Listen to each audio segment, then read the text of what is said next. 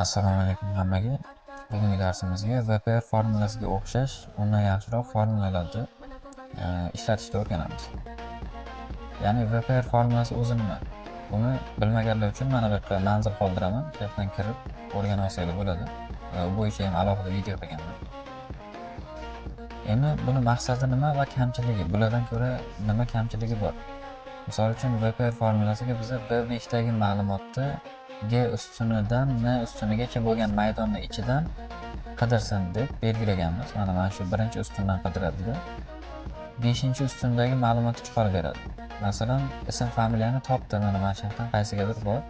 O'shandagi 5-ustun telefon raqami. Shuni topib chiqarib beradi. Va mana bu yerda 0 qoldirishimiz kerak. Uni ham o'sha darslikdan ko'rib olasizlar. Endi nima kamchilik bor? Bunga ham xuddi shu qidiriladigan ustun va javob chiqadigan ustunni belgilaganmiz. Endi misol uchun jadvalimizga bironta yana qo'shimcha ma'lumot qo'shishimiz kerak. Pasport raqamini yoki ko'chasini yozishimiz kerak bo'lib qoldi. Uni sichqonchaning o'ng tugmasini bosib, vystavить tugmasini bosgan holatga bitta qator qo'shib, keyin yozib chiqsak bo'ladi. Endi bu yerga e'tibor bersak, hali ham jadvali 5-ustunini chiqarib beryapti. Ya'ni mana bu endi bu 5-ustun bo'lib qoldi. VPR formulasining kamchiligi shunga. Xo'sh, araga nimadir qator qo'shsak, u hali ham 5-ustunga bog'lanib qolgan bo'ladi. Xo'sh, endi bundan ko'ra qulayroq formula prosmotor formulasi desa ham bo'ladi. Mana ruschasi. Ishlanishi qanaqa? Tengni bosamiz.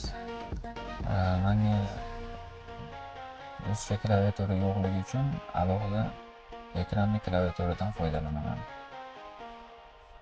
Formula nomini yozib olamiz. Prosmotor mana pastidagi. Endi bunga nimani berishimiz kerak? Birinchi qidiriladigan ma'lumotni beramiz. Mana bu. Shu so'zni qidiradi. Bu yerga boshqa so'z yozsak, sirasi o'shani to'g'risidagi ismni chiqarib beradi. Qaysi so'z kerak bo'lsa. Xo'sh. Bundan chiqib tursak bo'ladi. Nuqtali virgul qo'yamiz. Qaysi ustundan qidirish kerak? G ustunidan. Bunga общий jadval belgilanmaydi, faqat G ustunini o'zini, qidiriladigan ma'lumotni o'zini belgilab, F4 tugmasini bosib qo'yamiz.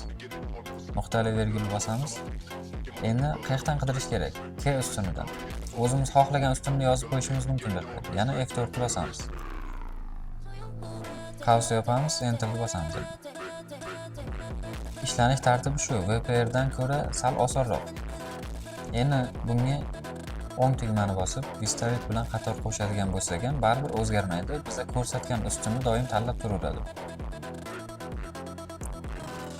Endi ikkinchisiga ikkita formula ishlatiladi. Mana ko'rishingiz mumkin. Birinchi chiqib keladigan ma'lumotlar, ya'ni javob chiqib keladigan, masalan, telefon raqamini qidiryapmiz. O'sha telefon raqam turgan ma'lumotlarni belgilashimiz kerak.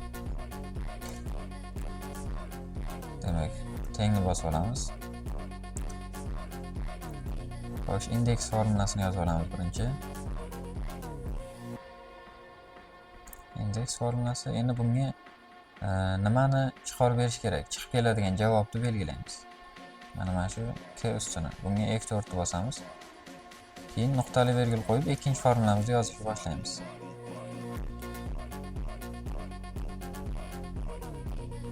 Qo'yish. Endi bunga qaysi ma'lumotni qidirish kerakligini kiritamiz. Mana bu ma'lumot. Shuni qidirish kerak. Nuqtali virgul qo'yib, qayerdan qidirish kerak? Mana G ustunidan. G ustuniga F4 bosib qo'yamiz. Ya'ni boyagi K ustuniga bosganimizdek. 0 bosamiz. Oxirgi katakchaga 0 va 2 marta qavsni yopib Enterni bosamiz. Bunga ham VPR ga bo'lgan xatolik chiqib kelmaydi. Mana masalan, araga bitta qator qo'shadigan bo'lsak. Ma'lumotlar o'zgarmadi, faqat VPR o'zgaryapti. Xo'sh, VPR da ishlashni o'sha boya ko'rsatgan videoyimga topishingiz mumkin, bemalol. Xo'sh, endi formulalarni tushuntirib beradigan bo'lsam. Xo'sh, birinchi o'ringa hozir ishlagan formulamiz Microsoft 365 oldingi nomlanish mana bu yerda yozilgan va Excel 2021 ga mavjud. va shu Excel 2021 yoki Microsoft 365 tushadigan qurilmalarda hammasiga ishlaydi bu formula. Endi 2019 dan oldingi versiyalarga ishlamasligi ham ogohlantirilyapti bu yerda. 2019-yildan oldingi versiyalarga mavjud emas. Ya'ni oraliq moslik yo'q. Eski versiyadagidan ko'ra farqliroq bo'lib o'tishi mumkin yangi versiyaga. Shuning uchun iloji boricha bir xil versiyaga ishlagan ma'qul.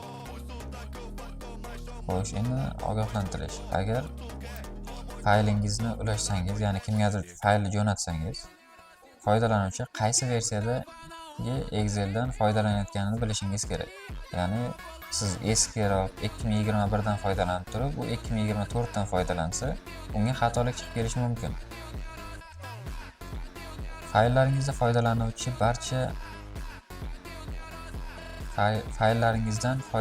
barcha odamlar Xlookup dan qanday foydalanishni bilishingizga ishonch hosil qiling. Ya'ni siz faylni jo'natayotgan odamingiz Xlookup formulasini biladimi yo'qmi? Shuni bilishingiz kerak. Noto'g'ri foydalanmaslik uchun. Xo'sh, endi bularning farqi Xlookup formulasiga, ya'ni endi mana o'rgangan formulamizga, mana bunga crossmod formulasi. Demak, 6 ta argumentga ega va ulardan 3 tasi majburiy. Ya'ni formulaga 3 ta argument majburiy. Qidiriladigan ma'lumot, qayerdan qidirilishi va chiqib keladigan ma'lumot turgan ustun. Ya'ni qidiriladigan ma'lumotni mana biz birinchisiga belgiladik. B4 mana bu qidiriladi. Qayerdan qidirilishi G ustuni va o'sha topilgan qatorlardagi chiqib kelishi kerak bo'lgan ma'lumotlar mana bu ustunga turibdi. Demak, shu 3 tasi majburiy ekan. Yani qolganlari majburiy emas. Nimalar tanlanishini ko'rib chiqishingiz mumkin. Topilmasi, moslik turi, qidirish turi. Bular haqida ham alohida video qilamiz keyinchalik. Endi bu 4 ta argument va ulardan 3 tasi majburiy. Qidirilayotgan ma'lumot jadval. Keyin mana VPR formulasiga oldingi darsga tushuntirib berganman. Qidiriladigan ma'lumot va keyin jadval общий belgilanadi.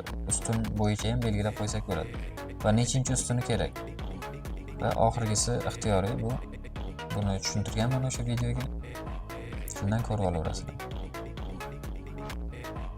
Xo'sh, bugungi darsimiz shu.